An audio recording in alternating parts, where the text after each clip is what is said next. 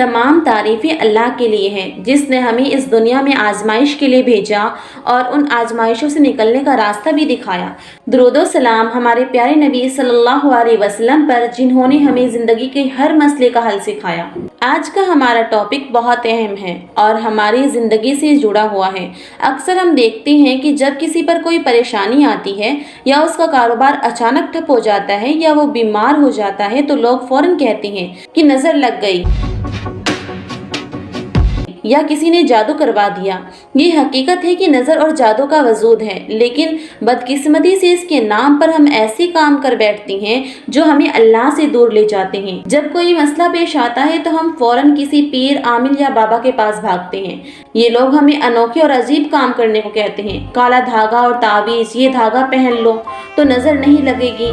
नींबू, मिर्च और अंडे ये घर के बाहर लटका दो तो बदरूही और बुरी नज़रें दूर रहेंगी। जानवरों की कुर्बानी, उस जिन को राज़ी करने के लिए जानवरों की कुर्बानी दो। आप बताएं क्या ये इस्लाम में जायज़ है? हरगिज़ नहीं।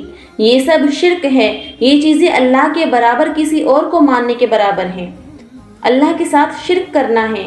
इस्लाम बहुत सिंपल और क्लियर है। हमारे दीन में हर मसले का हल मौजूद है और वो भी ऐसा हल जो हमें अल्लाह के करीब करता है, न कि दूर। ये ब्लैक मैजिक और ब्लैक आर्ट्स का मुकाबला अल्लाह के कलाम से ही किया जा सकता है।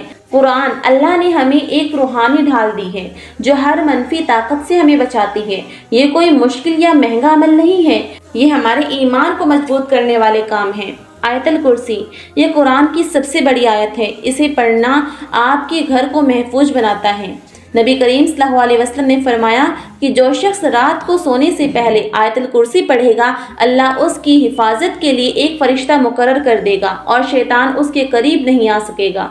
सूरह फलक और सूरह नास, इन दो सूरतों को नबी करीम सल्लल्लाहु अलैहि वसल्लम ने हर तरह के शर से पनाह मांगने के लिए पढ़ा। ये दोनों सूरतें जादू और नज़र के असर को ख़त्म करने के लिए बहुत ताकतवर हैं। इन्हें हर नमाज के बाद और ख़ास तौर पर सुबह व शाम पढ़ने की आदत बना। ये अज़कार हमें पूरे दिन और रात की हिफाजत देते हैं।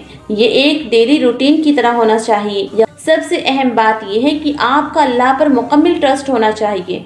इस बात पर पुख्ता यकीन रखें कि कोई भी चीज़, कोई भी इंसान अल्लाह की इजाज़त के बगैर आपको नुकसान नहीं पहुंचा सकता। जब आपका ये यकीन मजबूत हो जाएगा तो आपको नींबू, मिर्च और धागे और तावीज़ की ज़रूरत नहीं पड़ेगी। मेरी आपसे यही गुजारिश है कि नींबू, मिर्च और दूसरे टोटकों को जो गैर मजहबी है उन्हें छोड़ दें। ये आपको अल्लाह से दूर कर देंगी। हकीकी हिफाजत और पीस ऑफ माइंड सिर्फ अल्लाह के कलाम में है। अपनी ज़िंदगी को कुरान और सुन्नत के मुताबिक बनाएं और देखें